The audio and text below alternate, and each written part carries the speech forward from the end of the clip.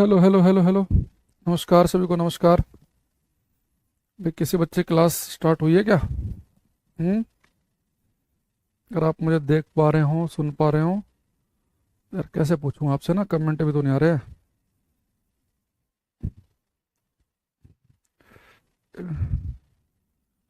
एक सेकंड रुकना।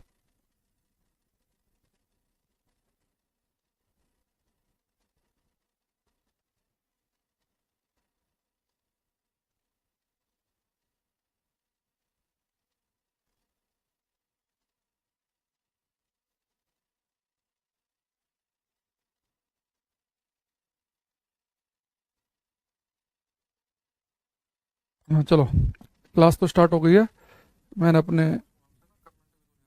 अच्छा भाई, अभी कुछ पोर्टल पे काम चल रहा है और कल भी आप लोगों से मेरी बात नहीं हो पाई। अब पता नहीं मेरी क्लास में हो रहा है कि बाकी क्लासेज में भी हो रहा है, क्योंकि कल भी मैंने केवल आपकी ही क्लास ली थी।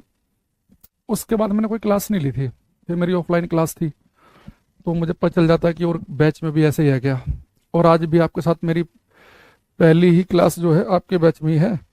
तो कल हमने यूनिफॉर्म सर्कुलर मोशन पढ़ा था, विदाउट कमेंट करना पड़ा हमें। तो अभी मैंने फिर से डाला मैसेज, तो कह रहे हैं कि कुछ पोर्टल पे वर्क चल रहा है तो थोड़ा समय लगेगा। तो आपको जो असुविधा हो रही है उसके लिए हम क्षमा प्रार्थी हैं। और बाकी जो भी आपके डाउट रहे होंगे, जो मैंने कल पढ़ाया सर्कुलर मोशन में या जो आज हम पढ़ेंगे ग्रेविटेशन गुरुत्वाकर्षण में, आप अपने पॉइंट इकट्ठे करते रहना है ना। जैसे मान लो कल की क्लास में या परसों, कल मोस्ट प्रोबेबली शायद कल तक ठीक हो जाए। तो जो भी आपके डाउट रहेंगे हम पहले 15 मिनट, 10 मिनट, 20 मिनट उन्हें डिस्कस कर लेंगे, तभी हम आगे बढ़ेंगे ना। अभी आप क्या करेंगे, अभी हम क्लास बंद कर दें तो आपको ही नुकसान है। तो आप क्या करेंगे, अपना हाथ में एक पेन ले लेंगे, एक रफ कॉपी ले लेंगे, जो जो मैं बताता रहूंगा अपना साथ में लिखते हुए चलना है। क्लास कंटिन्यू रखेंगे ना। तो हम लिखेंगे ग्रेविटेशन गुरुत्वाकर्षण। आज हम ग्रेविटेशन पढ़ने वाले हैं।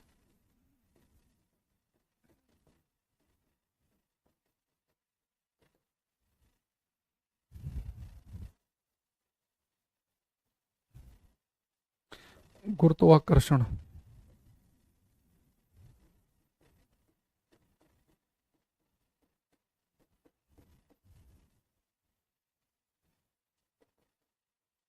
गुरुत्वाकर्षण। बेटा ग्रेविटेशन के बारे में न्यूटन साहब ने बताया, तो हम पढ़ेंगे इसमें Newton's law of gravitation. Newton's law of gravitation. Newton का गुरुत्वाकर्षण का नियम। न्यूटन का गुरुत्वाकर्षण का नियम। कमेंट ना आ रहे हो ना, आधी एनर्जी से कम से हो जाती है ना, वरना तो कनेक्ट सा रहता है, बिल्कुल ऑफलाइन वाली फीलिंग आती है। कमेंट का ये फायदा रहता है ना, पता रहता है कि बच्चा कितना समझ पा रहा है कितना नहीं। हाँ ना करते रहते हो आप लोग, क्वेश्चन वोश्चन पूछता है टीचर बीच में, तो एक बढ़िया सा कनेक्शन बनता है। तो इसलिए ऑनलाइन का ये मजा है। अच्छा, जो बच्चे बाद में देखते होंगे उन्हें इसमें मजा आएगा, क्योंकि कमेंट नहीं है तो टीचर ज्यादा बात नहीं करेगा, तो उनकी कंटिन्यूटी बढ़िया बनी रहेगी। तो बेटा न्यूटन ने ग्रेविटेशन वाले नियम में देखो क्या बताया। इन्होंने कहा कि इस यूनिवर्स में, इस ब्रह्मांड में, अगर कहीं पर भी दो ऑब्जेक्ट हैं, अगर उनके पास मास है, द्रव्यमान, यानी वो कुछ किलोग्राम के हैं, तो चाहे वो ऑब्जेक्ट नजदीक हो, दूर रखे हो, चाहे बहुत दूर रखे हो, वो दोनों ऑब्जेक्ट अपने मास, अपने द्रव्यमान की वजह से एक दूसरे को अट्रैक्ट, आकर्षित करते हैं। तो दो मास में, दो द्रव्यमानों में जो अट्रैक्शन पैदा होता है, उसके बारे में न्यूटन साहब ने हमें बताया। और मैंने एक ही ऑब्जेक्ट नजदीक हो, दूर हो, उससे कोई फर्क नहीं पड़ेगा। ये यूनिवर्सल लॉ है। दो ऑब्जेक्ट के बीच में दूरी नजदीक होगी, ज्यादा होगी, कुछ भी हो, वो एक दूसरे पे अट्रैक्ट करेंगे ही करेंगे। वो बात अलग है कि ऑब्जेक्ट नजदीक है तो ज्यादा फोर्स से अट्रैक्ट करेंगे, दूर है तो थोड़े से कम फोर्स से अट्रैक्ट करेंगे। फोर्स की वैल्यू कम हो जाएगी दूरी बढ़ने से, पर अट्रैक्शन होगा उनके बीच में। इसकी तो शुरुआत कहाँ से हुई, जैसे मैंने आपको पिछली क्लास में बताया था कि अगर कोई ऑब्जेक्ट सर्कुलर मोशन में है, वृत्त गति में है, तो उसे सर्कुलर मोशन में लाने के लिए फोर्स जिम्मेदार है, सेंट्रीपिटल फोर्स, अभिकेंद्र बल। कि बिना फोर्स लगे कोई भी ऑब्जेक्ट अगर सर्कुलर मोशन में है तो उसकी डायरेक्शन बदल रही है हर पॉइंट पे, तो बिना बल लगे तो डायरेक्शन बदल नहीं सकती। तो डायरेक्शन जो है वो कौन बदलेगा, फोर्स बदलेगा। तो जब यहाँ पे बात समझ में आई, लोगों को कि भाई पृथ्वी जो है सूर्य के चक्कर काट रही है अर्थ। तो यहाँ पे एक क्वेश्चन उठा कि वो जो धरती अब सूर्य के चक्कर काट रही है, तो धरती को सूर्य के चारों तरफ कौन से फोर्स की वजह से चक्कर लगा पा रही है वो? पृथ्वी और सूर्य के बीच में कोई धागा तो बंधा नहीं कि रस्सी बंधी हो और वो धागा ऐसे घुमा रहा हो कोई, यानी बीच में कोई डंडा तो नहीं है ना, कोई ऐसा घूम रहा हो। तो इतना दूर धरती और सूर्य 15 करोड़ किलोमीटर की दूरी पर है, तब भी धरती सूर्य के चक्कर काट रही है, कोई तो फोर्स है। तो फोर्स जो है वो न्यूटन ने बताया कि वो एक्चुअल में ग्रेविटेशनल फोर्स, गुरुत्वाकर्षण बल है, जो पृथ्वी और सूर्य के बीच में लग रहा है। तो लोगों ने पूछा डिटेल में बताओ ये गुरुत्वाकर्षण बल किन ऑब्जेक्ट के बीच में लगेगा, किस किस फैक्टर पर डिपेंड करेगा। तो इसके बारे में बताया न्यूटन साहब ने कि भाई मान लो आपके पास में दो ऑब्जेक्ट है, एक का मास है m1 और एक का m2 है, ठीक है। तो अगर इनके ये कुछ, इनके पास कुछ मास है कुछ किलोग्राम के हैं, और इनकी बेटा जो दूरी है सेंटर से सेंटर मिला दो, इनके इनके जो बीच की दूरी है वो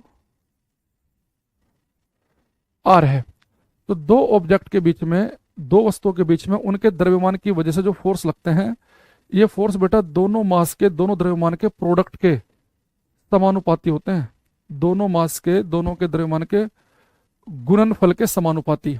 इसका मतलब पता क्या है कि अगर मैं आपसे कहूं कि एक वस्तु यहां पर रखी है 10 किलोग्राम की, ये 3 किलोग्राम की, ठीक, और ये 12 किलोग्राम की है, और ये 2 किलोग्राम की। डिस्टेंस सेम है इनके बीच में, जितनी दूरी पे 10 और 3 है उतनी दूरी पे 12 और 2 किलोग्राम की है। तो अगर आपसे कोई पूछे कि 10 और 3 किलोग्राम की वस्तु है, इनके बीच में ज्यादा स्ट्रॉन्ग फोर्स काम कर रहे हैं कि 12 और 2 किलो वाली के बीच में, तो आप इसके लिए क्या करो, दोनों के बीच की दूरी तो सेम ही है। तो बेटा फोर्स इस बात पर डिपेंड करेगा कि दोनों वस्तुओं के मास का गुणनफल, इनका प्रोडक्ट कितना आएगा। तो अगर आप पहले वाले केस में दोनों के मास की मल्टीप्लाई करेंगे तो 10 की तीनों मल्टीप्लाई होगी तो 10 गुणा 3 तो 30 ही बनेगा, और यहाँ बनेगा बेटा 12 की दो मल्टीप्लाई होंगे तो 24 ही बनेगा। तो अगर आप देखो यहाँ पे दोनों के मास की मल्टीप्लाई करके 24 आ रहा है और यहाँ पे 30 आ रहा है, यानी कि इन दोनों के बीच में ज्यादा स्ट्रॉन्ग फोर्स काम करेंगे, ये ज्यादा फोर्स से एक दूसरे को अट्रैक्ट, आकर्षित करेंगे। बेटा मास की वजह से में से फोर्स अट्रैक्टिव नेचर के होते हैं। जैसे चार्ज पार्टिकल के बीच में जो फोर्स लगते हैं आवेशित कणों के बीच में, वो अट्रैक्टिव भी हो सकता है, रिपल्सिव भी, कि भाई दोनों चार्ज पार्टिकल पॉजिटिव है तो रिपल्सिव, एक पॉजिटिव नेगेटिव है तो अट्रैक्टिव। चुंबक के बीच में भी अट्रैक्शन रिपल्सन हो सकता है, नॉर्थ नॉर्थ पोल है तो रिपल्शन, नॉर्थ और साउथ पोल है तो अट्रैक्शन। लेकिन मास की वजह से जो फोर्स लगता होता है अट्रैक्टिव नेचर का ही, रिपल्सिव नेचर का नहीं, क्योंकि मास नेगेटिव नहीं होता कि भाई एक पॉजिटिव मास है एक नेगेटिव है, ठीक है। तो मास तो नेगेटिव होगा ही नहीं, पॉजिटिव ही होता है, तो हमेशा अट्रैक्शन ही होगा। तो दो वस्तुओं के बीच में जो फोर्स लग रहे हैं, दोनों के द्रव्यमान का गुणनफल कर लो, जितना बड़ा नंबर आएगा उतने तगड़े फोर्स लग रहे हैं उनके बीच में। दूसरा, ये जो बेटा फोर्स है, ये दोनों ऑब्जेक्ट के जो बीच की दूरी है उसके स्क्वायर के इनवर्सली प्रोपोर्शनल होते हैं। तो दो वस्तुओं के बीच की दूरी के स्क्वायर के इनवर्सली प्रोपोर्शनल, व्युत्क्रमानुपाती। इसका मतलब यह है कि दोनों के बीच की दूरी अगर ज्यादा होगी तो फोर्स वीक लगेंगे, और दूरी कम होगी तो स्ट्रोंग लगेंगे। जैसे कि अगर मैं आपसे कहूं कि 10 किलोग्राम का ऑब्जेक्ट है 5 किलोग्राम का, और दूसरे केस में भी ये 10 किलोग्राम का है 5 किलोग्राम का, तो किन के बीच में ज्यादा स्ट्रॉन्ग फोर्स लगेंगे? भाई मास की मल्टीप्लाई करेंगे तो सेम ही आएगा, 10 पंजे 50, 10 पंजे 50, तो प्रोडक्ट तो सेम ही है। पर अगर यहाँ पे देखें आप, यहाँ पे दोनों के बीच की दूरी कम है, यहाँ पे दूरी ज्यादा है, तो यानी कि इन दोनों के बीच में ज्यादा स्ट्रॉन्ग फोर्स काम कर रहे होंगे, क्योंकि दूरी के स्क्वायर के, दूरी के वर्ग के व्युत्क्रमानुपाती है, दूरी बढ़ने पर फोर्स वीक हो जाएंगे। तो फोर्स जो है बेटा वो मास के द्रव्यमान के गुणनफल के समानुपाती, दोनों के मास के मल्टीप्लाई करो, बड़ा नंबर फोर्स ज्यादा, और दूरी कम होगी तो फोर्स ज्यादा होंगे। अब इसे क्वेश्चन पूछता है पेपर में, वो कहता है कि अगर दो मैसिव ऑब्जेक्ट हैं, दो वस्तु है जिनके पास कुछ द्रव्यमान है, मान लो एक का मास m1 और एक का मास m2, तो इनके बीच की दूरी कितनी है r। तो अगर इनके बीच की दूरी पहले से हम दुगनी कर दें तो इनके बीच में लगने वाले फोर्स पहले के मुकाबले कितने गुना हो जाएंगे? अगर दो वस्तुओं के बीच की दूरी दुगनी कर दी जाए, पहले मान लो कि वो 1 मीटर पे थे अब 2 मीटर पे कर दिए, पहले 4 पे थे अब 8 पे कर दिए, अगर दो वस्तुओं के बीच की दूरी हम दुगनी कर दें तो उनके बीच में लगने वाले बल पहले की अपेक्षा कितने गुना हो जाएंगे, ये हमें बताना है। तो अपने कॉपी में सोल्व करके लिख लो, फिर मैं इसका आंसर बताऊंगा, आप मैच करना कि मेरा बताए हुए के अकॉर्डिंग ही आपका आंसर आ रहा है कि नहीं आ रहा है।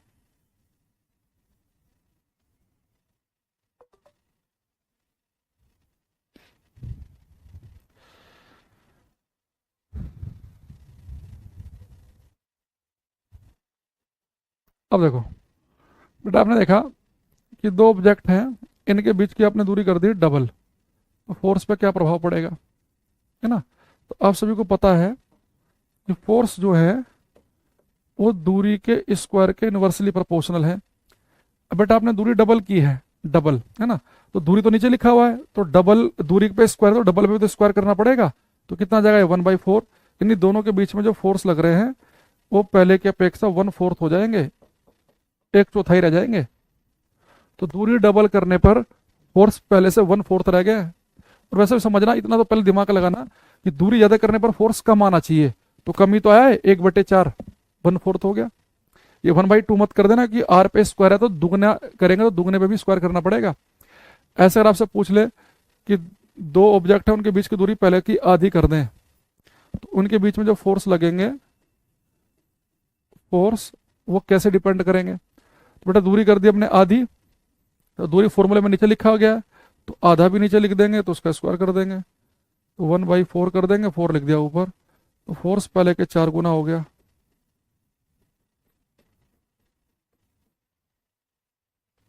4 गुना, तो दूरी आधी करने पे फोर्स 4 गुना हो रहे हैं और दुगनी करने पे हो रहे हैं 1/4। ठीक है, आई बात समझ में। अच्छा, अगर बेटा मैं इन दोनों इक्वेशन को मिला दूं, from equation 1 and 2, from equations 1 and 2, अगर इन दोनों इक्वेशन को मिला दें तो बेटा आप देखेंगे कि जो फोर्स है वो प्रोपोर्शनल है m1 m2 के, और इनवर्सली प्रोपोर्शनल है आर स्क्वायर के। और हम सभी जानते हैं कि जब प्रोपोर्शनल का चिन्ह हटता है तो एक कांस्टेंट आता है ना। जब प्रोपोर्शनल का चिन्ह हटा के हम इक्वल टू लगाते हैं तो कांस्टेंट आएगा, कांस्टेंट को लिखते हैं हम जी से, तो बन जाएगा जी m1 m2 upon R square. हमारे पास ये फॉर्मूला आ गया, जी m1 m2 upon R square. यहाँ बेटा जो जी है ये,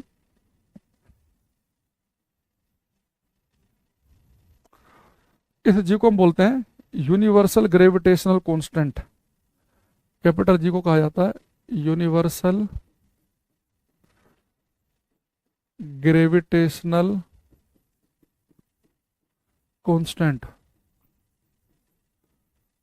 सार्वत्रिक गुरुत्वाकर्षण नियतांक, सार्वत्रिक गुरुत्वाकर्षण नियतांक,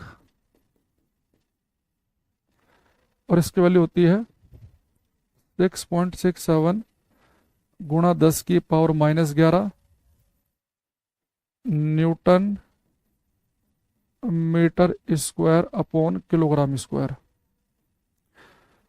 तो बेटा कैपिटल जी है यूनिवर्सल कांस्टेंट है, सार्वत्रिक नियतांक। यूनिवर्सल का मतलब है कि पूरे ब्रह्मांड में, पूरे यूनिवर्स में इसकी वैल्यू फिक्स है। कैपिटल जी के लिए ऐसे नहीं कि भारत में कुछ और है, अमेरिका में कुछ और है, चांद बैठेंगे तो कुछ और कहीं पे कुछ और। Capital G universal constant. वो जो आप पढ़ते हो ना कि चांद पे जी की वैल्यू कम है, वो स्मॉल जी होता है, वो सब आगे पढ़ेंगे, कैपिटल जी है ये। तो capital G universal gravitational constant है, सार्वत्रिक गुरुत्वाकर्षण नियतांक। पूरे यूनिवर्स में, पूरे ब्रह्मांड में इसका मान फिक्स है। और इसकी पावर और इसकी वैल्यू याद रखना 6.67 गुणा 10⁻⁻11 newton metre square upon kilogram square. Unit आ जाती है इसकी पेपर में। अगर आप यूनिट भूल भी जाओ ना तो फॉर्मूला तो सबको रटा पड़ा ही होगा बचपन से, जी m1m2 अपॉन आर स्क्वायर। तो यहाँ से आप कैपिटल जी की वैल्यू निकाल सकते हो, यूनिट निकाल सकते हो। भाई आर स्क्वायर इधर जाएगा तो फोर्स को नापते हैं न्यूटन में, और आर को नापेंगे मीटर में, तो न्यूटन मीटर स्क्वायर हो गया, और किलोग्राम इंटू किलोग्राम जाएगा नीचे, तो किलोग्राम का स्क्वायर नीचे आ जाएगा। तो आप चाहो तो इस फॉर्मूले से आप इसका मात्रक भी निकाल सकते हैं, या आप इसका मात्रक डायरेक्ट याद भी कर लो। अब ये बेटा जो कैपिटल जी है, इसके बारे में क्वेश्चन आया पेपर में कि कैपिटल जी की वैल्यू किसने कैलकुलेट की। तो बहुत सारे बच्चे सोचते हैं यार कैपिटल जी जो है ये तो हमने न्यूटन के फॉर्मूले में देखा था, जी m1m2 अपॉन आर स्क्वायर। तो सोचते हैं कि न्यूटन ने की होगी, नहीं। इस फॉर्मूले के आने के भी 100 साल के बाद इसकी वैल्यू कैलकुलेट की गई हेनरी कैवेंडिश के द्वारा। केमिस्ट्री में भी नाम पढ़ा होगा आपने, हेनरी कैवेंडिश। ठीक है, तो यहां पे लिखेंगे इंपोर्टेंट लिखकर, the value of G, the value of capital G was calculated by Henry Cavendish. Capital G का मान, कैपिटल जी का मान हेनरी कैवेंडिश के द्वारा ज्ञात किया गया था। कैपिटल जी का मान हेनरी कैवेंडिश के द्वारा ज्ञात किया गया था। The value of capital G was calculated by Henry Cavendish. ठीक, अभी बेटा हमारे पास फॉर्मूला बन गया F equal to G m1 m2 upon R square. ये फॉर्मूला सबको पता है। अब इस फॉर्मूले से आपसे क्या क्या बातें पूछेगा, जैसा मैंने कहा आपसे कि आपसे कह देगा कि दूरी दो ऑब्जेक्ट की। अच्छा, कुछ कमेंट आए मेरे पास में, कुछ तो शुरुआत हुई भाई। मनीषा का सबसे पहले कमेंट आया हमारे पास, फिर से रुक गए हैं। एक ही बच्चे कमेंट आया था, वो भी रुक गया। फिर से बीच में जब अपडेट करते हैं ना पोर्टल को, तो एक दो दिन परेशान करता है ये, है ना। चलो अच्छा, यहाँ आ जाओ। तो बेटा एक तो मैंने कहा कि इससे फॉर्मूले से क्या क्वेश्चन पूछ लेता है कि भाई दो ऑब्जेक्ट हैं, उनके बीच की दूरी दुगनी करेंगे तो फोर्स 1/4 हो जाएगा, दुगनी 3 गुना करेंगे तो फोर्स पहले का 1/9 1/9 रह जाएगा, 4 गुना करेंगे तो 1/16 गुना रह जाएगा, है ना, ऐसा क्वेश्चन। अब दूसरा बेटा एक ध्यान रखना, ये सीपीओ का एग्जाम में भी आया था, ये जो बेटा फॉर्मूला है ना Gm1m2 अपॉन आर स्क्वायर, ये फॉर्मूला काम करता है दो पॉइंट ऑब्जेक्ट के लिए। पॉइंट ऑब्जेक्ट यानी जो ऑब्जेक्ट जिनके बीच में आप फोर्स निकालना चाह रहे हो, वो ऑब्जेक्ट पॉइंट साइज के होने चाहिए। आपको क्या, आप कैसे बातें कर रहे हो? ये फॉर्मूला तो हम धरती और सूर्य के बीच भी लगाते हैं। धरती सूर्य के पॉइंट के बराबर है क्या? धरती तो बहुत बड़ी है, अमेरिका अफ्रीका तक फैली हुई है, सूर्य तो बहुत ही ज्यादा बड़ा है। बेटा एक्चुअल में ऐसा है कि आप इस फॉर्मूले को धरती सूर्य के बीच में लगा लेते हैं। पता क्यों? क्योंकि धरती और सूर्य के बीच की दूरी है 15 करोड़ किलोमीटर। तो उनके बीच की दूरी इतनी ज्यादा है कि उस दूरी के सामने आप इनके साइज को, इनके आकार को नेगलेक्ट कर सकते हैं। आप इन्हें दोनों को पॉइंट के बराबर मान सकते हैं। तो फॉर्मूला पॉइंट ऑब्जेक्ट के लिए काम करता है। अगर पॉइंट ऑब्जेक्ट ना लिखा हो तो स्पेरिकल बॉडी यानी कि वस्तु होनी चाहिए, गोलाकार होनी चाहिए बॉडी, गोलाकार बॉडीज के लिए, ताकि हम उनका सारा मास, उनका सारा द्रव्यमान एक ही पॉइंट पर, एक सेंटर पर रखा हुआ मानकर उन्हें पॉइंट ऑब्जेक्ट मान लें। तो ये फॉर्मूला जो काम करता है पॉइंट ऑब्जेक्ट, बिंदु द्रव्यमानों के लिए काम करता है, पॉइंट मासेस के लिए। तो लिखेंगे दिस फॉर्मूला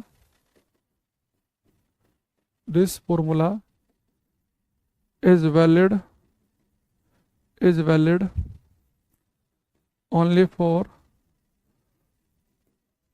पॉइंट मासेस और स्पेरिकल बॉडीज। देखेंगे यह सूत्र केवल बिंदु द्रव्यमानों या गोलाकार वस्तुओं के लिए वैध है।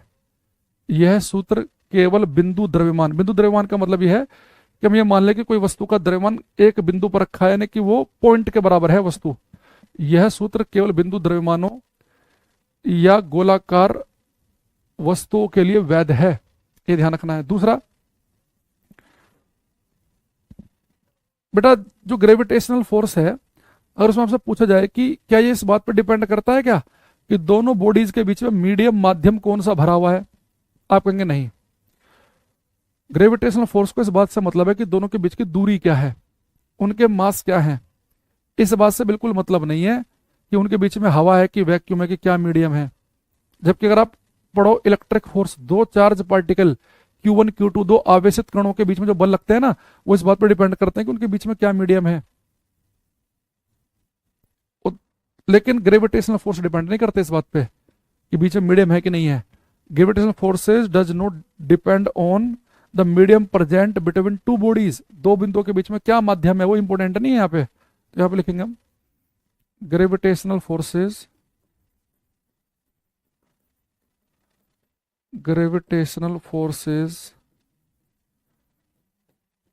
Do not depend on medium present between two bodies. गुरुत्वाकर्षण बल गुरुत्वाकर्षण बल दोनों वस्तुओं के बीच, गुरुत्वाकर्षण बल दोनों वस्तुओं के बीच उपस्थित माध्यम पर निर्भर नहीं करते हैं। गुरुत्वाकर्षण बल दोनों वस्तुओं के बीच उपस्थित माध्यम पर निर्भर नहीं करते हैं। Gravitational forces do not depend on, gravitational forces do not depend on medium present between bodies. ठीक। दूसरा, ये बेटा जो ग्रेविटेशनल फोर्सेज है ना, इन्हें हम कहते हैं सेंट्रल फोर्स, केंद्रीय बल। सेंट्रल फोर्स इसलिए कहते हैं कि दोनों बॉडी के जो सेंटर है ना, इन्हें मिलाने वाली लाइन के अलोंग काम करते हैं ये। ऐसा नहीं होगा कि भाई मान लो कि दो बॉडी हैं, एक ये एक, इनके बीच में जो फोर्स लग रहा है, ये सब फोर्स लगा रहा है इधर को, ये सब फोर्स लगा रहा है इधर को, इन दोनों को बेटा जो सेंटर से जो लाइन मिला रही है एक दूसरे को, इसी लाइन के अलोंग फोर्स लगेंगे। यानी कि अगर मैं आपसे कहूं कि मेरे पास में एक ऑब्जेक्ट ये है, पॉइंट ऑब्जेक्ट एक ये है, इसका मास है m1 और इसका है m2, बीच की दूरी है r, है ना। तो सेंटर सेंटर को मिलाने वाली ये लाइन है। तो जो m1 वस्तु है वो इसे खींचेगी, m1 जो फोर्स लगाएगी उसे हम F1 लिखेंगे। तो m1 ने जो फोर्स लगाया वो F1, वो इन दोनों को मिलाने वाली लाइन के अलोंग ही लगेगा। अब m2 जो फोर्स लगाएगी उसे बोलेंगे F2, वो भी इसी लाइन के अलोंग लगेगा। तो जो फोर्स लगते हैं गुरुत्वाकर्षण बल, दोनों वस्तुओं को जो लाइन मिला रही उसी लाइन की दिशा में लगेगा। ऐसा नहीं है कि ये एक वस्तु एक ही है तो ये वाली जो फोर्स लगाएगी इस पे, तो फोर्स लगा रही है इधर को, और ये वाली फोर्स लगा रही है इस पे तो इधर को, दोनों को मिलाने वाली लाइन के अलोंग ही फोर्स लगते हैं। लिखेंगे ग्रेविटेशनल फोर्सेस और सेंट्रल फोर्स।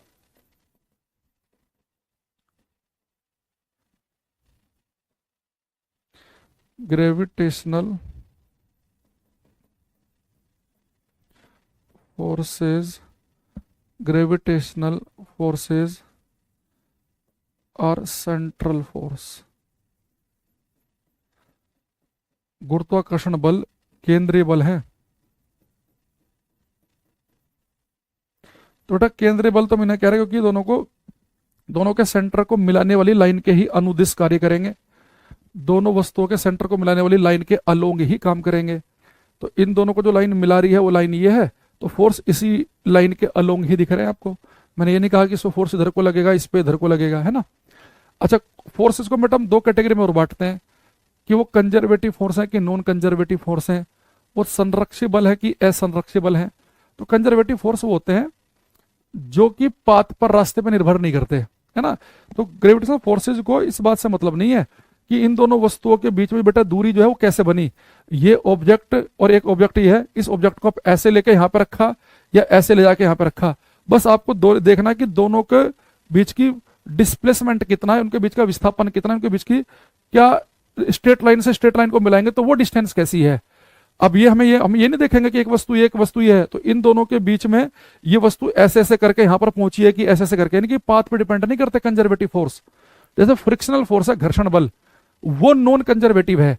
अगर आप कभी ये देखेंगे कि भाई मान लो कि मैं किसी ऑब्जेक्ट को, अगर मैं आपसे बोलूं कि भाई मेरे पास में एक ऑब्जेक्ट है, मैं इसे यहां से खिसका के यहाँ पे लेके चला गया, तो उसमें जो फ्रिक्शनल फोर्स लगेगा वो इस बात पर डिपेंड करेगा किस रास्ते से लेके आए। भाई अगर मान लो इसी वस्तु को आप पूरे, जैसे मान लो इतनी बड़ी सड़क है, इतनी चौड़ी सड़क है ये, इस सड़क पे से आप ऐसे इसे खिसका के ऐसे यहाँ तक लेके आए तो बहुत ज्यादा फ्रिक्शन लगा होगा इतने पूरे रास्ते में, और इसे आप केवल ऐसे खिसका के यहाँ तक ही लेके आ गए तो घर्षण कम लगा होगा।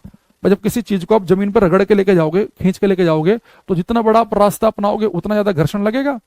भले आप उस वस्तु को उठा के केवल यहां तक ही लेके गए, पर लेकिन ऐसे कभी ऐसे ऐसे कर करके लेके जा रहे हो यहां तक ही, बस 5-10 सेंटीमीटर आ गई, पर वो जिस रास्ते से लेके गए अगर वो रास्ता बहुत लंबा है तो घर्षण बहुत ज्यादा लगेगा। तो फ्रिक्शनल फोर्स नॉन कंजर्वेटिव है, वो पाथ डिपेंडेंट है, वो रास्ते पर निर्भर करता है। ग्रेविटेशनल फोर्स पाथ पर डिपेंड नहीं करते, बस दोनों ऑब्जेक्ट के बीच की पोजीशन क्या है वो इंपॉर्टेंट है कि अल्टीमेटली दोनों के बीच की पोजीशन 10 मीटर है कि 50 मीटर है कि 50 लाख किलोमीटर है, वो यहां से यहां तक किस पाथ के द्वारा दूसरा ऑब्जेक्ट पहुंचा उससे मतलब नहीं है, बस उनके सेंटर से सेंटर के बीच की डिस्टेंस क्या है वो इंपॉर्टेंट है। घर्षण में ऐसा कर सकते हैं कि हम नहीं कि एक पत्थर को मैं यहां से बस यहां तक लेके गया लेकिन पूरे भारत में चक्कर लगा के लेके यहां से यहां तक गया, तो अभी थोड़ा ना कहोगे सर ये तो पत्थर ही फाइनली यहां से यहां पहुंचा तो घर्षण कम लगा होगा। जिस रास्ते से लेके जाओगे वो रास्ते की लंबाई जितनी ज्यादा होगी घर्षण उतना ज्यादा लगा होगा, फ्रिक्शनल फोर्स। तो ये हमारे बेटा आते हैं कंजर्वेटिव फोर्स में। देखेंगे gravitational forces forces forces forces are conservative force. गुरुत्वाकर्षण बल संरक्षी बल है। गुरुत्वाकर्षण बल संरक्षी बल है। ये बेटा कैसे फोर्स है? Conservative force. सेंट्रल फोर्स क्योंकि सेंटर को मिलाने लाइन के अलोंग ही लगेंगे। कंजर्वेटिव कह रहे हैं क्योंकि ये पाथ पर डिपेंड नहीं करते हैं, पाथ इंडिपेंडेंट है। दो ऑब्जेक्ट के बीच की पोजीशन क्या है फाइनली उस पर डिपेंड करते हैं, ये होते हैं पाथ इंडिपेंडेंट। ये मार्ग पर निर्भर नहीं करते, पाथ इंडिपेंडेंट है ना। ठीक। दूसरा बेटा ग्रेविटेशनल फोर्सेज जो है ये हमेशा अट्रैक्टिव नेचर के होंगे। अट्रैक्टिव में दो ऑब्जेक्ट के बीच में अट्रैक्शन पैदा करेंगे, पर ये वीक फोर्स है, ये वीक, दुर्बल। इस यूनिवर्स में, इस ब्रह्मांड में अगर सबसे कमजोर, सबसे दुर्बल, सबसे थका हुआ, सबसे कमजोर कोई बल है तो गुरुत्वाकर्षण बल है वो। आप अपने घर में ऐसे मान लो कहीं दो ऑब्जेक्ट पकड़ लो, ऐसे दो पॉइंट ऑब्जेक्ट, तो क्या वो दोनों आके आपस में चिपक जाते हैं? नहीं, ये ऑब्जेक्ट बहुत ही वीक होते हैं। ये आपको ना हल्के फुल्के ऑब्जेक्ट के बीच में तो इनका प्रभाव दिखेगा ही नहीं। ये ऑब्जेक्ट का प्रभाव, ये इन फोर्स का इफेक्ट दिखेगा आपको अर्थ सन, अर्थ मून, अर्थ के बीच में। ये कम से कम मेरे और तुम्हारे बीच में नहीं दिखेगा ग्रेविटेशनल फोर्सेज का प्रभाव। हाँ, अर्थ और ये मार्कर, जब आप मार्कर छोड़ रहे हो तो अर्थ इसे अपनी तरफ को खींच रही है, तो दो में से कम एक तो भारी हो ही हो। तो यानी कि अर्थ मार्कर, अर्थ एप्पल, तो अर्थ बहुत भारी है। अगर दोनों ऑब्जेक्ट आपने दो एप्पल ले लिए, उनके बीच में नहीं दिखेगा दो एप्पल कैसे चिपक गए ना। ये बहुत ही वीक फोर्स है, दुर्बल बल।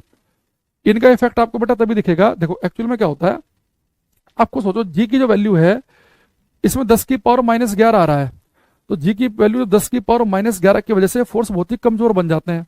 अगर आप यहाँ पे 1-1 किलोग्राम की चीज लोगे तो फोर्स आ रहा कुछ 10 की पावर -11 के ऑर्डर में, तो 10 की पावर -11 तो बहुत छोटी वैल्यू है। पर आप एक वस्तु का मास बहुत ज्यादा ले लें, जैसे धरती का मास है 6 गुणा 10 की पावर 24 किलोग्राम, तो 10 की पावर +24 तो 10 की पावर -11, तो अल्टीमेटली 10 की पावर पॉजिटिव आ जाएंगी, तो अब ये फोर्स स्ट्रॉन्ग हो जाएंगे, तो अब इनका इफेक्ट आपको दिखने लगेगा। तो जी की वैल्यू में 10 की पावर -11 की वजह से ये फोर्स बहुत ही वीक में आ जाते हैं। तो अगर आपने यहाँ पे 10-10, 20-20 ग्राम की चीज लेंगे, 1-2 किलो की चीज लेंगे, तो ये फोर्स नेग्लिजिबल से रहेंगे, इनका कुछ आपको इफेक्ट नहीं दिखेगा।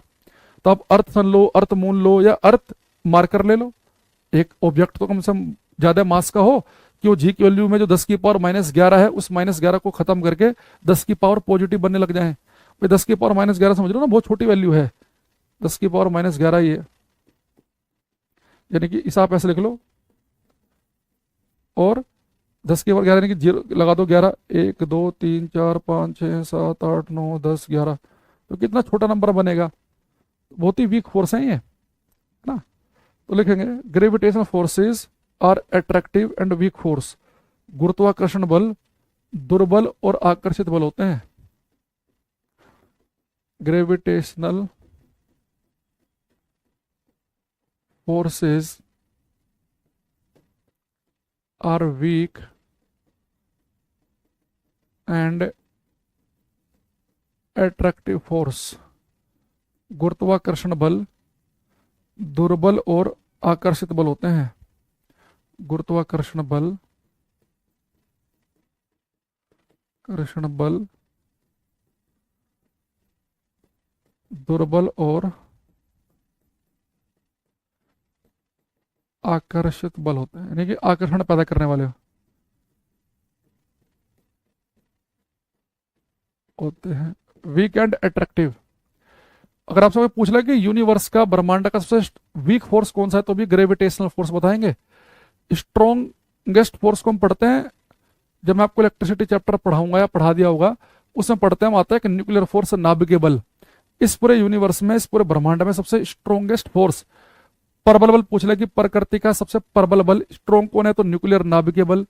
और प्रकृति का सबसे वीक दुर्बल बल पूछेगा तो ग्रेविटेशनल फोर्स। अब हमें देखो बेटा फॉर्मूला पूरे ब्रह्मांड को पता है, physical to G m1 m2/r²। पर वो पूछ क्या रहा है कि जो ग्रेविटेशनल फोर्सेज हैं, जो फॉर्मूला है G(m(m)/r², ये किन ऑब्जेक्ट पे काम करेगा? बिंदु, द्रव्यमानों पे, पॉइंट मासेज पे, या स्पेरिकल बॉडीज पे। अगर इस फॉर्मूले से अगर आपको एग्जैक्ट वैल्यू चाहिए तो तभी निकल के आएगी। फिर मैंने कहा कि दो मास के बीच में जो गुरुत्वाकर्षण बल लगता है, क्या दोनों के बीच में मीडियम प्रेजेंट है उस पर डिपेंड करेगा? नहीं। ये कंजर्वेटिव फोर्स है कि नॉन कंजर्वेटिव? नॉन कंजर्वेटिव नहीं है, कंजर्वेटिव फोर्स है, क्योंकि ये दोनों ऑब्जेक्ट के बीच की जो पोजीशन है केवल उस पर डिपेंड कर रहा है, वो किस रास्ते से आप पहुंचे हैं उस पर डिपेंड नहीं कर रहा। नॉन कंजर्वेटिव में फ्रिक्शन, घर्षण एग्जाम्पल रखते हैं। इसके अलावा सेंट्रल फोर्स क्यों कह रहे हैं? कि दोनों को सेंटर को जो लाइन मिला रही है उसी लाइन के अनुदिश, उसी लाइन के ही अलोंग लगेंगे। और एक मैंने कहा कि वीक है और अट्रैक्टिव नेचर के हैं। दूसरा, जो ग्रेविटेशनल फोर्सेज हैं, जो बेटा गुरुत्वाकर्षण बल हैं, ये हर डिस्टेंस के लिए वैलिड है, यूनिवर्सल फोर्स होते हैं, सार्वत्रिक नियम है, यूनिवर्सल लॉ है। ये वस्तु नजदीक है चाहे दूर है, धरती और ये एप्पल के बीच भी लग रहे हैं, और धरती और चांद के बीच भी लग रहे हैं, धरती सूर्य के बीच भी लग रहे हैं, हर दूरी के लिए वैलिड है। वो बात अलग है कि जो जितना ऑब्जेक्ट दूर होते चले जाएंगे, सेम ऑब्जेक्ट अगर आप दूर करते चले जाओ, वही ऑब्जेक्ट पहले नजदीक थे वही दूर कर दो, तो दूरी दुगनी होने पर फोर्स पहले से 1/4 रह जाएंगे, पर लगेंगे अभी भी। तो यहां पे लिखेंगे gravitational forces, gravitational forces are valid for all distances. Bracket में लिखेंगे short and long both, Hindi लिखेंगे गुरुत्वाकर्षण बल छोटी और लंबी सभी दूरियों के लिए वैध है। गुरुत्वाकर्षण बल छोटी और लंबी सभी दूरियों के लिए वैध है। Gravitational forces are valid for all distances. गुरुत्वाकर्षण बल छोटी और लंबी सभी दूरियों के लिए वैध है। अच्छा, एक क्वेश्चन आंसर आप अपनी कॉपी में लिखना, और फिर जब मैं आपसे आंसर पूछूंगा, बताऊंगा आपको मैं, तो आपको ये देखना है कि आपने जो आंसर बताया वो सही है कि गलत है। बेटा हमारे पास ये अर्थ है, ये मून है ना, मून। तो अर्थ और मून बेटा दोनों के पास मास है, दोनों के पास द्रव्यमान है, तो इनके बीच में भी ग्रेविटेशनल फोर्स, गुरुत्वाकर्षण बल कार्य कर रहे होंगे। अब मान लो कि बेटा जो अर्थ है वो मून पे जो बल लगा रही है, मान लो कि वो लगा रही है ए फोर्स, दोनों के सेंटर को लाइन जो मिला रही है उसके अलोंग ही लगेंगे, तो इसलिए मैंने ए को इसी लाइन के अलोंग दिखाया। और बेटा मून जो धरती पे बल लगा रहा है उसमें लिख रहा हूं बी से, तो धरती माता चांद को खींच रही है, धक्का मार रही है अपनी तरफ को ए फोर्स से। बेटा देखो ए जो है ना मैंने मून पे दिखाया, यानी कि मून पे जो बल लग रहा है वो ए है धरती का, और मून चंदा मामा धरती को अपनी तरफ खींच रहे हैं बी फोर्स से। तो धरती ने चांद पे ए बल लगाया और चांद ने धरती पे लगाया बी बल। तो आपको ये बताना है कि इनमें से कौन से स्टेटमेंट सही है, कि भाई धरती ने जो बल लगाया ए वो बड़ा है बी से, या बी बड़ा है ए से, ये हम कहेंगे दोनों फोर्स इक्वल हैं, जितना धरती लगा रही है चांद पर बल उतना ही चांद धरती पे लगाएगा। ये तीसरी स्टेटमेंट ये कह रही है, पहली कह रही है कि धरती ज्यादा बल लगाएगी चांद पे, दूसरा कह रहा है कि चांद धरती पे अधिक बल लगाएगा, तीसरा कह रहा है कि दोनों बराबर लगाएंगे, चौथा कांट से कहा नहीं जा सकता कि कौन ज्यादा बल लगाएगा।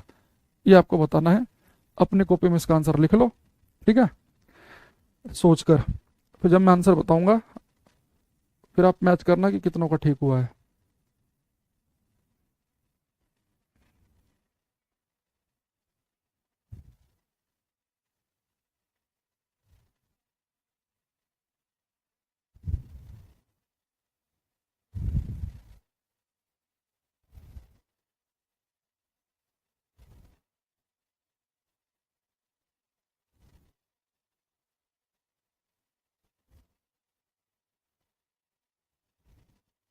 हम्म जितने बच्चों ने सोचा होगा कि धरती और चांद के बीच में बल लग रहा है, तो धरती चांद पर ज्यादा बल लगा रही होगी, उनका बिल्कुल गलत है। एक दोनों ने सोचा होगा कि चांद धरती पर अधिक बल लगाता है, उनका भी गलत है। बेटा आंसर है दोनों एक दूसरे पर बराबर बल लगाएंगे। बेटा देखो, जब भी दो ऑब्जेक्ट के बीच में, जब भी दो वस्तुओं के बीच में फोर्स लगते हैं, तो हमेशा जितना फोर्स पहली वस्तु लगाती है दूसरी पर, ठीक उतना दूसरी लगाती है पहली पर। न्यूटन का एक्शन रिएक्शन का लॉ पढ़ के आ चुके हैं हम, क्रिया प्रतिक्रिया का बल। जितना बल पहली वस्तु लगाएगी दूसरी पर, 100% दूसरी भी उतना लगाएगी पहली पर। ये मत सोचना कि भारी वाले बल लगाते हल्के वाले ना। इवन जैसे धरती है और मेरे हाथ में एप्पल है, ये जब मैं इस एप्पल को छोड़ रहा हूं ना, तो धरती एप्पल को जितने फोर्स से अपने सेंटर की तरफ खींच रही है, धरती सेब पर जितना बल लगा रही है, सेब भी धरती पर एग्जैक्ट उतना ही बल लगाता है। आप मुझे आप कैसे बातें कर रहे हो, दोनों बराबर बल लगा रहे हैं, तो सेब तो नीचे गिर पड़ा, तो धरती ऊपर की तरफ को क्यों नहीं उठ रही? भाई आप खुद सोचो, जितना बल धरती ने लगाया सेब पर, सेब भी धरती पर उतना ही लगा रहा है। यानी उतना ही बल तो आप लगा रहे हो आधी किलो के सेब पर, और उतना ही बल इस अर्थ पे लगा रहे हो, उसके ऊपर हिमालय पर्वत है, समुद्र है, धरती पर उस फोर्स का कोई प्रभाव नहीं पड़ेगा। भाई आप क्या करो, उतना ही तेज आप एक थप्पड़ मारो 1 साल के बच्चे को, और उतना ही तेज थप्पड़ मारो किसी पहलवान को, 1 साल का बच्चा बेचारा वहां गिर पड़ेगा, रोएगा, चुप भी नहीं होगा वो, और पहलवान को फर्क नहीं पड़ेगा। उतना ही फोर्स लगा रहे हैं आप, उतना ही तेज मार रहे हैं 1 साल वाले को, उतना ही तेज मार रहे हैं। मारना नहीं है कहीं तुम भावुक हो जाओ, आसपास वाले के बच्चे को लपेट दो किसी दिन एक्सपेरिमेंट करने के चक्कर में। या आप समझो कि मैं यहाँ पे एक 10 ग्राम का वेट लूं और एक ले लूं 50 किलो का, दोनों पे इक्वल फोर्स लगा रहा हूं, उतना ही बल लगा रहा हूं मैं 10 ग्राम पे, उतना लगा रहा हूं मैं 50 किलो पे। बेटा 10 ग्राम का वेट तो थोड़ा आगे को सरक जाएगा, 50 वाले फर्क ही नहीं पड़ेगा। तो सेम फोर्स जब आप हल्के मास पे लगाएंगे तो वो आपको एक्सिलरेट करता हुआ दिख जाएगा, क्योंकि हमने क्या पढ़ा है, F इजकल टू एम में, तो ए क्या होता है F/m। तो बेटा फोर्स लगा रहे हैं सेम, जितना फोर्स धरती लगा रही है चांद पे, उतना चांद लगा रहा है धरती पे, फोर्स तो सेम ही लग रहा है।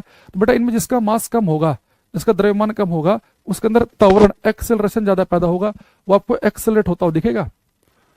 तो ऐसे अगर आपसे पूछ ले कि धरती और सेब में ज्यादा बल कौन लगा रहा है, जितना फोर्स धरती का सेब पर, उतना ही सेब का धरती पर भी, पर उतना ही फोर्स आपने आधी किलो पे लगाया, तो सेब तो आपको थोड़ा मूव करता हुआ दिख जाएगा, लेकिन अर्थ मूव करती हुई नहीं दिखेगी, धरती को प्रभाव ही नहीं पड़ेगा उतने फोर्स का।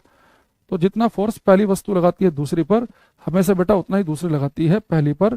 इस कॉन्सेप्ट को ध्यान रखेंगे। और यहां से हमें एक बात और क्या पता चली कि जो न्यूटन का जो ग्रेविटेशन का नियम है, ये न्यूटन के थर्ड लॉ यानी कि एक्शन रिएक्शन के लॉ को फॉलो कर रहा है। एक्शन रिएक्शन ही तो बताया था हमें कि जितना फोर्स पहली वस्तु लगाती है दूसरी पर, उतना ही दूसरी लगाती है पहली पर। लेकिन एक फोर्स लग रहा है इस पर, एक लग रहा है इस पर, तो दोनों कैंसिल नहीं होंगे कि दोनों फोर्स अलग अलग वस्तु पे काम कर रहे हैं। ऐसे यहां पर भी है, एक फोर्स लग रहा है मून पर, एक लग रहा है अर्थ पर, दोनों फोर्स इक्वल तो हैं। अपोजिट भी है कि मून पर फोर्स इधर को लग रहा है, धरती पे इधर को लग रहा है, पर दोनों फोर्स एक ही वस्तु पर लगते तो कैंसिल करते एक दूसरे को, ये थोड़े ना कैंसिल कर देंगे। तो मैंने कहा था कि दो बराबर फोर्स एक ही वस्तु पर लगाएंगे तो कैंसिल होंगे, तो कैंसिल नहीं होंगे। इसलिए क्या होगा, मून जो है वो आपको अट्रैक्ट होता हुआ दिखेगा अर्थ की तरफ को, और उस अट्रैक्शन की वजह से मून धरती के चक्कर काटता है। तो यहां पे लिखेंगे हम ग्रेविटेशनल फोर्सेस, ये लिखो Newton's law of gravitation, Newton's law of gravitation follows Newton's third law of motion. Hindi में लिखेंगे न्यूटन का गुरुत्वाकर्षण का नियम, न्यूटन का गुरुत्वाकर्षण का नियम, Newton's law of gravitation, Newton का गुरुत्वाकर्षण का नियम न्यूटन के गति के तीसरे नियम का अनुसरण करता है, न्यूटन के गति के तीसरे नियम का अनुसरण करता है। Newton's law of gravitation follows Newton's third law of motion. अरे बात आ गई समझ में सभी को ये? तो कितने पॉइंट बन गए, 1 2 3 4 5 6, यानी कि फॉर्मूला अगर ये आ जाए G/m/r² तो सब बता के आएंगे। इस फॉर्मूले से क्या क्या पूछ सकता है कि कैपिटल जी की वैल्यू किसने कैलकुलेट की, जो बच्चा पढ़ के नहीं गया वो न्यूटन बताएगा, आप हेनरी कैवेंडिश बताओगे। अगला क्वेश्चन क्या पूछ सकता है कि दो ऑब्जेक्ट के मास तो उतने ही है, दूरी डबल करने पर फोर्स क्या रह जाएंगे, 1/4 1/4। एक क्वेश्चन पूछ रखा है पेपर में। क्या पूछेगा कि कंजर्वेटिव है कि नॉन कंजर्वेटिव, कंजर्वेटिव है साहब। दो वस्तुओं के बीच में ग्रेविटेशनल फोर्स वीक है कि स्ट्रॉन्ग है, तो वीकेस्ट फोर्स है दुनिया के। क्या बीच में मीडियम प्रेजेंट है, वो इंपॉर्टेंट है, बिल्कुल नहीं है। इसके अलावा सेंट्रल फोर्स है, ये आपको पता होना चाहिए। और दूसरा मैंने क्या बोला कि ये न्यूटन के थर्ड लॉ को फॉलो करते हैं, जितना फोर्स धरती लगाती है चांद पर, उतना चांद लगाता है धरती पर। ऐसे जितना फोर्स धरती लगाती है सूर्य पर, सूर्य भी लगाता है उतना धरती पर। जितना धरती लगाती है सेब पर, उतना सेब भी लगाता है धरती पर। वो बात अलग है कि इनमें फोर्स तो इक्वल लग रहे हैं, तो जिस ऑब्जेक्ट का मास कम होगा उसके अंदर आपको एक्सेलरेशन ज्यादा दिखाई देगा, वो आपको एक्सेलरेट करते हुए दिखेगा। अरे ये बात समझ में आ रही है जितनी बातें बताई आपको मैंने, हैं? अच्छा एक क्वेश्चन करो, फिर मैं एक पीडीएफ से क्वेश्चन पूछूंगा। अगर आपसे बेटा कहे कि दो ऑब्जेक्ट हैं ना, एक का मास है m1, एक का m2 है, तो अगर पहले का मास जो है वो 4 गुना कर दें और दूसरे का जो मास है वो 9 गुना कर दें, ये पहले वाला 1 किलो से 4 किलो कर दे, दूसरा 4 से कर दिया, 1 से कर दिया 9 किलो। पहले का मास 4 गुना कर दिया, दूसरे का 9 गुना कर दिया, ठीक है। और इनके जो बीच की दूरी है वो पहले से कर दी 3 गुना, दूरी r से कर दी 3r। तो इनके बीच में लगने वाले फोर्स पहले से कितने गुना हो जाएंगे आपको बताना है। पहली वस्तु का मास किया 4 गुना, दूसरे कर दिया पहले से 9 गुना, है ना। तो m1 से कर दिया 4m1, इसका m2 से कर दिया 9m2। तो पहले का मास 4 गुना, दूसरे का 9 गुना, और बीच की दूरी 3 गुना। तो इनके बीच में लगने वाले फोर्स पहले से कितने गुना हो जाएंगे, ये आपको बताना है।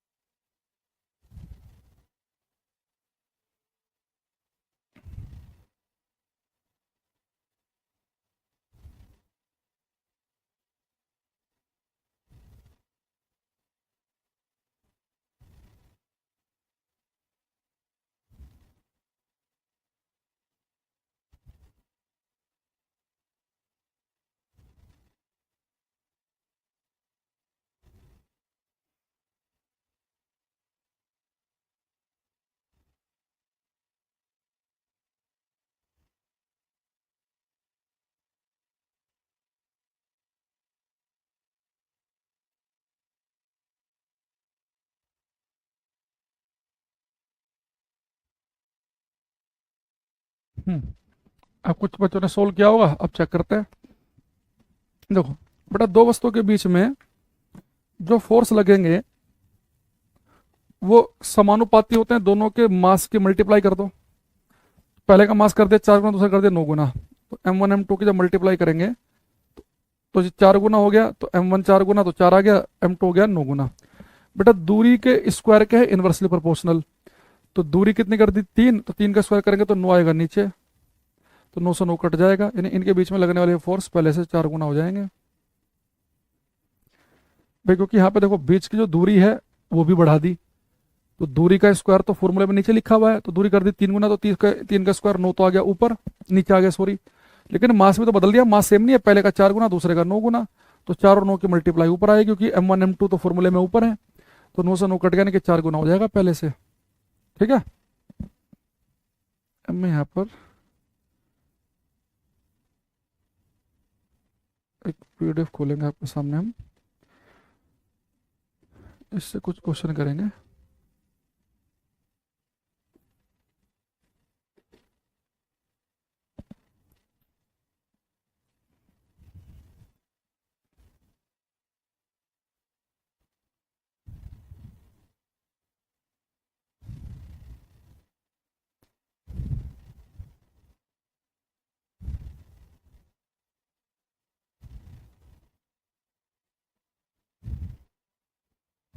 ये वाला क्वेश्चन करो तभी।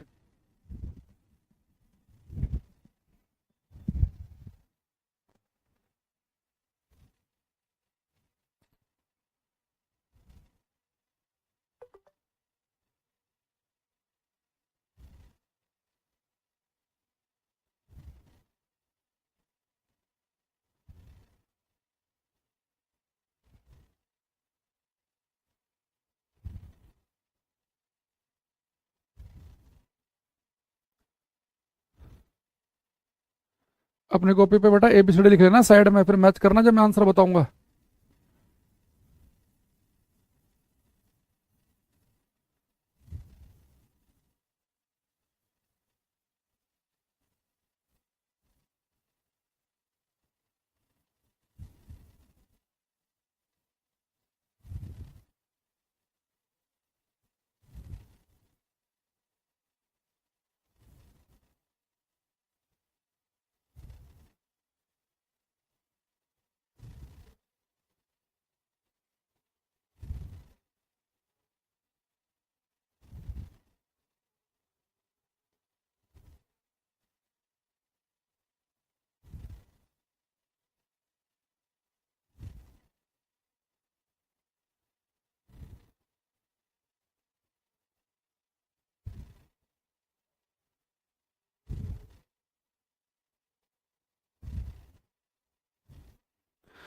अब देखो, जो मैंने क्वेश्चन अभी आपसे पूछा था, ये उसकी लैंग्वेज के लिए मैंने खोला है। इसने कहा है the force acting on a ball due to earth has a magnitude F B. तो बेटा, जो बॉल में फोर्स लग रहा है वो एफ बी लग रहा है, and that acting on the earth due to ball has a magnitude F E. कह रहा है कि भाई धरती जो है वो बॉल पर एफ बी फोर्स लगा रही है। तो धरती ने बॉल पे लगाया एफ बी और बॉल ने धरती पे लगाया एफ ई। तो कह रहा है इनके बीच में क्या रिलेशन है। तो बेटा आपको पता है जितना फोर्स धरती लगाएगी बॉल पर उतना ही बॉल भी लगाएगी धरती पर। वो बात अलग है कि बॉल हल्की है तो भाई वो आपको हिलती डुलती दिख जाएगी, धरती पे कोई फर्क नहीं पड़ेगा। तो चाहे दो वस्तुएं, बॉल अर्थ का एग्जाम्पल ले ले, अर्थ मून का एग्जाम्पल ले ले, अर्थ एप्पल का एग्जाम्पल ले ले, जितना फोर्स बेटा पहली वस्तु लगाती है दूसरी पर उतना ही दूसरी लगाती है पहली पर। तो आंसर क्या बनेगा इसका हमारा ए ऑप्शन। ठीक। एक क्वेश्चन ये है the equation G M one M two upon R square is valid for. क्या लिखेंगे इसमें। तो आप कहेंगे सर ये क्वेश्चन से अगर आपको एग्जैक्ट आंसर निकालना है तो ये तो पॉइंट मासेज हो या फिर स्पेरिकल बॉडीज। तो हमारा आंसर क्या बनेगा डी पॉइंट, ये डायरेक्ट लिखवाया आपको हमने। एक है the universal constant of gravitation capital G has unit. Capital G की बेटा यूनिट क्या होती है newton metre square upon kilogram square. तो आंसर क्या बनेगा इसका सी ऑप्शन, फटाफट दिख रहा होगा आपको। एक ये two particles are kept at a separation R gravitational force between them is proportional to. बेटा देखो ग्रेविटेशनल फोर्स जो है वो आर स्क्वायर के तो है इनवर्सली प्रोपोर्शनल। तो बेटा फोर्स जो है अगर वो पूछता है कि इनवर्सली प्रोपोर्शनल किसके है, यानी कि ये ऊपर ये नीचे, तो इनवर्सली प्रोपोर्शनल तो है आर स्क्वायर के। वो कह रहा है कि किसके प्रोपोर्शनल है। तो 1/r² इस पूरी वैल्यू के तो समानुपाती है भाई। एफ और 1/r² पूरी वैल्यू को अगर मैं लूं तो पूरा का पूरा 1/r² और एफ एक ही लाइन में है। तो बेटा फोर्स जो है 1/r² के है प्रोपोर्शनल। तो बेटा बड़े ध्यान समझना, अगर वो कहता कि दो कणों आर दूरी पर रखा जाता है उनके बीच गुरुत्वाकर्षण बल किसके समानुपाती है, तो बेटा एफ समानुपाती है 1/r² के समानुपाती है। लेकिन वो पूछता व्युत्क्रमानुपाती इनवर्सली प्रोपोर्शनल किसके है, ऊपर नीचे। तो इनवर्सली प्रोपोर्शनल पूछता, फिर हमारा आंसर आता r²। तो r² के इनवर्सली प्रोपोर्शनल है लेकिन 1/r² के प्रोपोर्शनल है। ठीक है।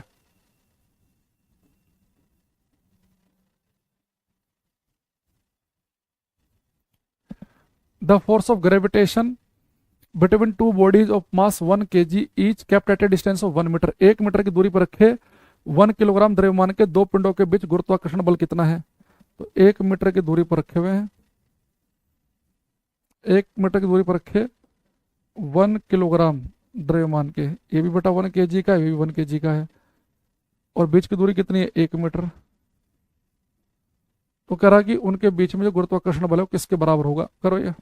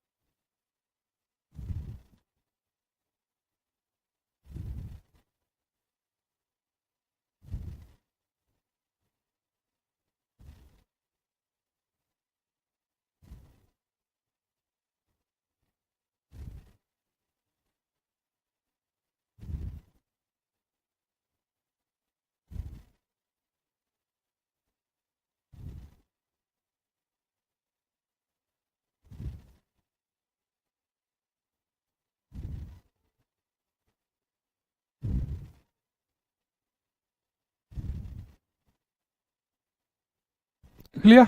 देखो अब बेटा कितना आसान क्वेश्चन है ये मैं किसी बताने के लिए आपको इतना समय दिया मैंने। बेटा अगर आप सभी को बताया कि दो वस्तुओं के पास अगर मास है द्रव्यमान है ना। अरे दिक्कत पता है एक और होती है कमेंट वाले, हेलो हेलो,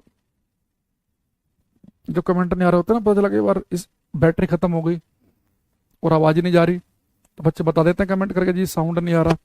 ये बड़ा पंगा हो जाता है, कई बार पता चला पूरी क्लास ले ली हमने और साउंड ही नहीं जा रहा हो। बेटा देखो दो वस्तु हैं, दोनों का मास 1 kg है, यानी कि दोनों का मास है 1 kg का मतलब है यूनिट मास, एकांक द्रव्यमान, और उनके बीच की दूरी भी है एकांक यूनिट दूरी। तो आप खुद सोचो, हमें पता है कि दो वस्तुओं के पास मास हो तो फॉर्मूला होता है जी m1 m2 अपॉन r²। तो m1 भी 1 m2 भी 1 और r भी 1, तो फोर्स क्या हो गया जी के बराबर। तो बेटा अगर दो वस्तुओं के मास यूनिट मास हो, एकांक द्रव्यमान हो, और वो यूनिट दूरी पर ही रखे हों, तो उनके बीच में जो फोर्स लगता है ना, उस फोर्स को फिर हम ग्रेविटेशनल कांस्टेंट के बराबर आता है वो। एक बार पेपर में ये लैंग्वेज आ गई कि यूनिट मासेज अगर यूनिट डिस्टेंस पर रखे हों, एकांक द्रव्यमान अगर एकांक दूरी पर रखे हों, तो उनके बीच में लगने वाले बल को क्या कहेंगे? तो बच्चों ने लिख दिया ग्रेविटेशनल फोर्स। उनके बीच में लगने वाला बेटा जो ग्रेविटेशनल फोर्स है वो एक्चुअली फिर जी के बराबर हो गया, यानी कि हम ग्रेविटेशनल कांस्टेंट कहेंगे। यूनिट मास हो, दोनों 1-1 किलोग्राम के हों, यूनिट डिस्टेंस पे हों, तो जो उनके बीच में जो फोर्स लगेंगे वो ग्रेविटेशनल कांस्टेंट कहलाएंगे। तो किसके बराबर होगा बेटा ग्रेविटेशनल कांस्टेंट? 6.67 गुणा 10⁻11। तो उनके बीच में लगने वाले जो बल हैं वो बेटा जी के बराबर आ जाएंगे। आंसर बनेगा डी ऑप्शन। एक लिखा है Newton's law of gravitation is valid on the earth, on the moon, in laboratory, everywhere. आपको पता है बेटा न्यूटन्स लॉ ऑफ ग्रेविटेशन क्या है? ये यूनिवर्सल लॉ है, ये हर जगह पे काम करेंगे, धरती और एप्पल के बीच भी और धरती और सूर्य के बीच भी, है ना, सब जगह काम करते हैं, एवरीवेयर।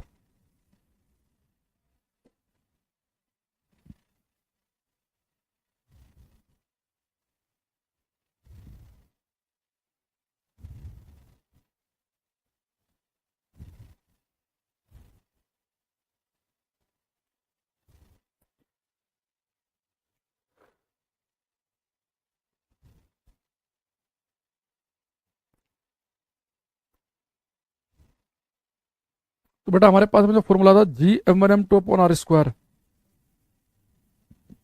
इसका तो हमने पोस्टमार्टम कर लिया है खतरनाक तरीके से। अब इस बार और क्या ही पूछेगा वो, सारी बातें पढ़ ली हमने कि दूरी डबल कर दी, मास 4 गुना कर दिया, 3 गुना कर दिया, ये वो फोर्स कितने गुना हो जाएंगे, ग्रेविटेशनल फोर्सेज की क्या क्या प्रॉपर्टीज हैं। सबसे इंपॉर्टेंट कि जितना फोर्स पहली वस्तु लगाएगी दूसरी पर, उतना दूसरी लगाएगी पहली पर। बहुत सारे बच्चे क्या सोचते हैं, अगर पेपर में आ जाए कि एक वस्तु 1 किलो की, एक 200 किलो की है, तो ज्यादा बल कौन लगाएगी? सोचते हैं कि 200 किलो वाली एक पे ज्यादा लगाती होगी। जितना 1 किलो वाली लगाएगी 200 पे, उतना ही 200 वाली लगाएगी एक पे। वो बात लगे कि उतना ही फोर्स एक पे लग रहा, उतना ही 200 किलो पे, तो 1 किलो वाली बेचारी घबरा जाएगी, हिलहुल जाएगी, जो भी है, पर फोर्स बराबर लगते हैं, पहली वस्तु का दूसरे पर, दूसरे का पहली पर बराबर। न्यूटन का एक्शन रिएक्शन लो फॉलो होगा ही होगा, है ना। और कैपिटल जी क्या है बेटा? यूनिवर्सल कांस्टेंट है, इसकी वैल्यू हर जगह फिक्स है। अच्छा कि हमने स्मॉल जी भी पढ़ा है, स्मॉल जी। अब पूरी क्लास जो है अगली इसी के ऊपर घूमेगी। बेटा जो स्मॉल जी है इसे हम कहते हैं एक्सेलरेशन ड्यू टू ग्रेविटी, इसे हम कहते हैं गुरुत्वाकर्षण त्वरण।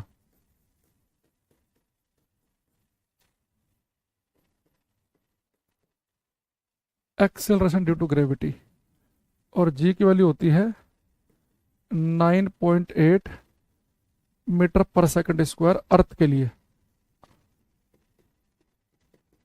या आप ऐसे भी कर सकते हैं, मोटा मोटी इसकी वैल्यू को हम 10 ले लो।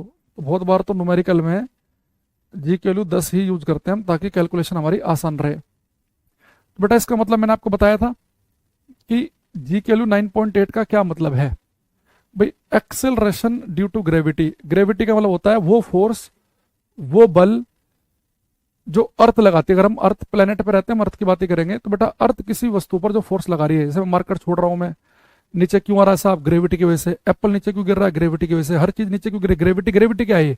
वो फोर्स जो अर्थ लगा रही है। हालांकि जब अर्थ उन पर फोर्स लगा रही है तो वे भी अर्थ पर उतना ही फोर्स लगा रहे हैं, पर अर्थ को प्रभाव ही नहीं पड़ रहा। जिसके ऊपर समुद्र हो, इतना बड़ा बड़ा समुद्र, समझ रहे हो, हिमालय पर्वत हो, उसके ऊपर ये जो हल्के फुल्के फोर्स लगेंगे, क्या ही प्रभाव पड़ेगा? तो धरती किसी वस्तु पर जो फोर्स लगाती है उसे हम कहते हैं ग्रेविटी, गुरुत्व, है ना। अब बेटा जो ग्रेविटी है, जो फोर्स धरती ने लगाया, वो ग्रेविटी, वो फोर्स जो एक्सेलरेशन पैदा करेगा। भाई जब भी फोर्स लगता है, फिजिकल टू होता है में, तो ग्रेविटी एक फोर्स ही तो है, तो फोर्स लगेगा तो एक्सेलरेशन पैदा होगा। एक्सेलरेट करने का मतलब होता है तो किसी वस्तु की स्पीड बढ़ेगी या घटेगी या उसकी डायरेक्शन बदलेगी। अब आप खुद सोचो, मेरे हाथ में मार्कर है, वेलोसिटी कितनी है इसकी, अभी स्पीड कितनी है? 0। छोड़ दूंगा, लगातार स्पीड बढ़ रही है, क्यों? ग्रेविटी, फोर्स लग रहा है, धरती खींच रही है अपनी तरफ को। मार्कर ऊपर फेंक दूंगा, स्पीड घटेगी, एक पॉइंट पे 0 हो जाएगी, और फिर ये डायरेक्शन बदल के वापस नीचे आ जाएगा। नहीं, जब कोई वस्तु ऊपर या नीचे जा रही होती है तो वो एक्सेलरेट कर रही है, उसकी स्पीड बढ़ रही है या घट रही है, डायरेक्शन बदल रही है। तो वो एक्सेलरेशन जो ग्रेविटी पैदा करे उसे हम कहते हैं एक्सेलरेशन ड्यू टू ग्रेविटी। अब जो अर्थ है, अर्थ पर जी की वैल्यू है 9.8, तो मैंने इसका मतलब ये बताया था कि अर्थ पर जी की वैल्यू 9.8 या 10 मान लो। इसका मतलब ये है कि धरती पर जी की वैल्यू 10 का ये मतलब होता है कि अगर हम कोई वस्तु धरती पर छोड़ देंगे तो जो वस्तु नीचे की तरफ आएगी तो उसकी स्पीड हर सेकंड 10 बढ़ेगी। तो एक्सेलरेशन का मतलब आपको मैंने मतलब बताया, अगर एक्सेलरेशन 6 है तो किसी वस्तु की स्पीड हर सेकंड 6 बढ़ेगी, और -6 तो हर सेकंड 6 घटेगी। जब किसी वस्तु को आप धरती पे छोड़ते हैं तो उसकी स्पीड हर सेकंड 10 बढ़ती है नीचे आते समय, और ऊपर फेंक देंगे तो हर सेकंड बेटा उसकी स्पीड जो है वो 10 घटेगी। तो नीचे आते समय 10 बढ़ती है, हर सेकंड ऊपर जाते समय 10 घटती है। ये मैंने आपको बताया भी था कि अगर आप किसी वस्तु को ऊपर फेंकेंगे 200 की स्पीड से तो हर सेकंड स्पीड 10 घटेगी, तो 20 सेकंड के बाद में उसकी स्पीड 0 हो जाएगी, वो मैक्सिमम हाइट पर पहुंच जाएगी। कोई वस्तु आपने छोड़ी, अगर वो 4 सेकंड के बाद जमीन पर गिर रही है तो छोड़ते समय स्पीड 0 है, 1 सेकंड के बाद बढ़ के 10 हो जाएगी, 2 के बाद 20, 3 के बाद 30, 4 के बाद 40, यानी कि 40 की स्पीड से टक्कर मारेगी जमीन पे वो। तो जी की वैल्यू जो धरती पे है वो लगभग लगभग कितनी होती है, 10 के आसपास, है ना। अभी बेटा जो जी की जो वैल्यू है ना, ये कैपिटल जी की तरह ग्रेविटेशनल यूनिवर्सल कांस्टेंट नहीं है।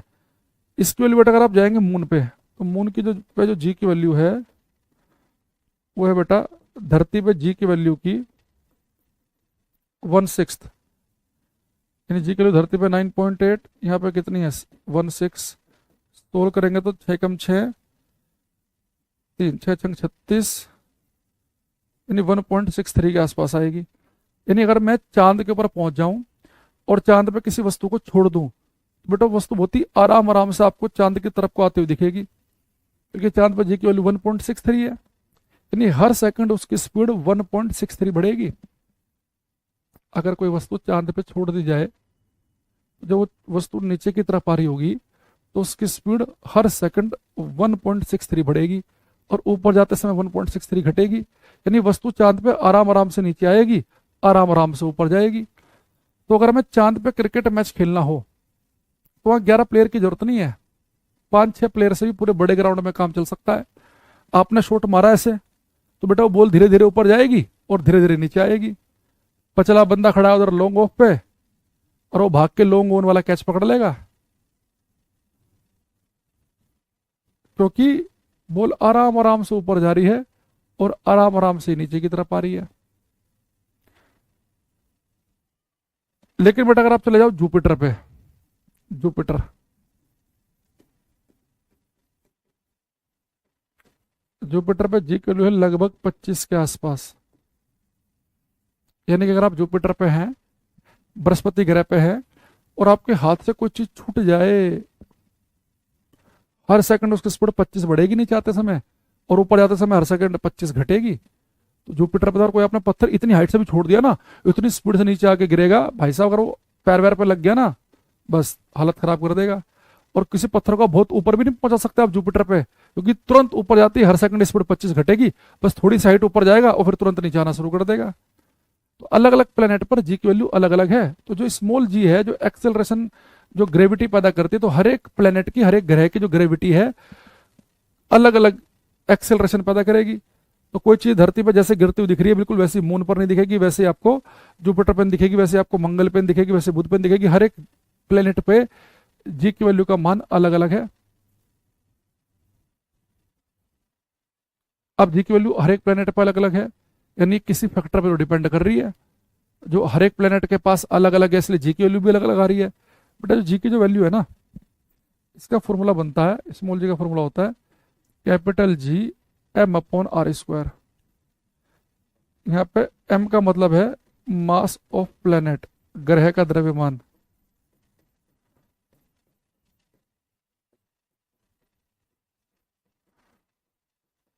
और r का मतलब है रेडियस ऑफ प्लेनेट, ग्रह की त्रिज्या।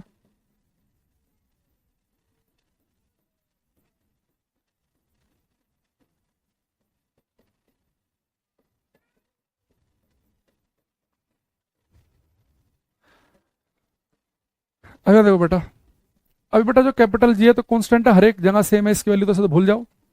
यानी कि जो जी की जो वैल्यू है बेटा, वो प्लेनेट के मास और उसके रेडियस पर डिपेंड कर रही है। तो हर एक प्लेनेट जो है, सब प्लेनेट का मास अलग अलग है, सबकी डेंस, सबकी रेडियस अलग अलग है।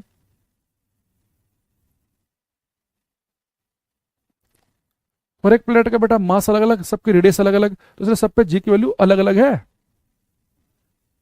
तो जी की वैल्यू हर जगह सेम क्यों नहीं मिलेगी? क्या जो साइज अर्थ का है रेडियस, क्या वही चांद का भी है? नहीं। क्या जो वजन धरती का है, मास धरती का, वही चांद का है? नहीं। क्या बिल्कुल जुपिटर और अर्थ बिल्कुल एक जैसे नहीं? जुपिटर तो बहुत भारी प्लेनेट है, इसलिए हर एक पे आपको जी की वैल्यू अलग अलग दिखेगी।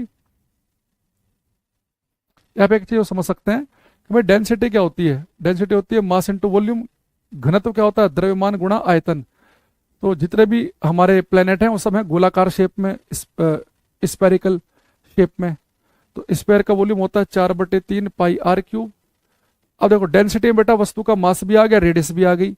तो जी की वैल्यू मास और रेडियस पर डिपेंड करती है, यानी कि आप ये कह सकते हैं कि जी की जो वैल्यू है प्लेनेट की डेंसिटी पर, उसके घनत्व पर निर्भर करती है।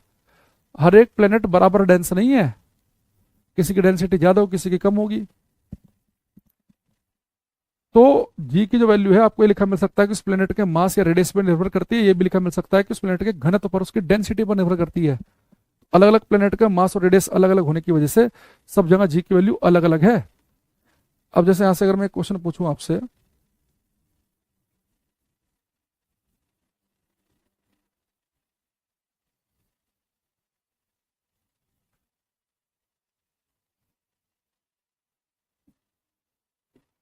ये करो सभी बच्चे, और अपने कॉपी में आंसर लिखो इसका, मेरे बताने के बाद मैच करना।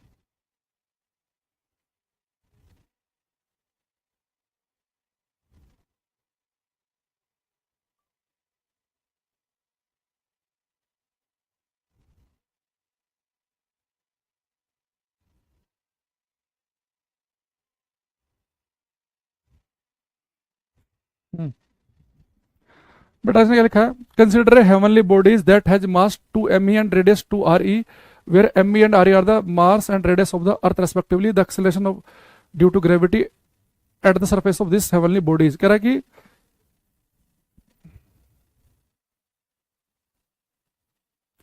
ये कह रहा है बेटा हमारे पास में एक कोई आकाशीय पिंड है, उसका जो मास है ना वो धरती के मास का दुगना है, और उसकी जो त्रिज्या धरती की त्रिज्या की दुगनी है। तो यहाँ पर जी की वैल्यू क्या होगी? तो आप सभी को पता है बेटा जी का फॉर्मूला क्या है? Capital G m/r²। तो बेटा ये जो प्लेनेट है इसका जो मास है धरती के मास का दुगना है, तो मास ऊपर लिखा है तो दुगना 2 ऊपर लिख दो। रेडियस भी दुगनी है, पर रेडियस पे स्क्वायर भी है, तो रेडियस लिखा है नीचे तो दुगना नीचे आ गया, पर रेडियस पे स्क्वायर, दुगने का भी स्क्वायर कर देंगे। तो 2/4 यानी कि 1/2, यानी कि इस प्लेनेट पर जी की जो वैल्यू होगी वो धरती पर जी की वैल्यू की आधी होगी। भाई मास इसका धरती के मास का दुगना है, रेडियस भी दुगनी है, तो इस प्लेनेट पर जो जी की वैल्यू आ रही है, मास दुगना कर दिया, रेडियस दुगने का स्क्वायर करा, तो सोल्व करके 1/2 आ रहा है। तो जी की वैल्यू धरती पर 9.8, तो इस प्लेनेट पर जी की वैल्यू क्या आएगी? धरती पर जी की वैल्यू की आधी, तो 9.8 का आधा करेंगे तो 4.9 मीटर पर सेकंड स्क्वायर आंसर आएगा, यानी बीज करेक्ट आंसर। तो जिन बच्चों का बी आया उनका ठीक है। तो क्वेश्चन है action due to gravity near moon surface. तो मून की बेटा सरफेस पे जी की जो वैल्यू है वो धरती पे जी की वैल्यू की 1/6 है, approximately 1/6 of that near the surface. तो धरती पे जी की वैल्यू जो है उसका 1/6 मून पर, ठीक है। तो चलो आज के लिए हम इतना ही रखते हैं, बाकी कल का वेट करते हैं। कल शायद आपका भाई एक कमेंट स्टार्ट हो जाए।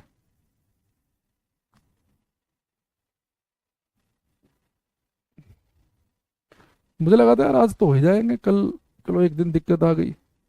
बात करते हैं हम ऊपर, मामला जो है वो इतना लंबा कैसे खिंच गया? ऐसे होता नहीं है वैसे कभी, फर्स्ट टाइम हुआ है कि 2 दिन तक चल रहा हो ऐसे। ठीक है, चलो कल मिलेंगे। तो थैंक यू एवरीबॉडी, बाय। और जो बच्चे अपना रात को आते हैं क्लास लेने, अपना आना, आज आज क्लास होगी। ठीक है।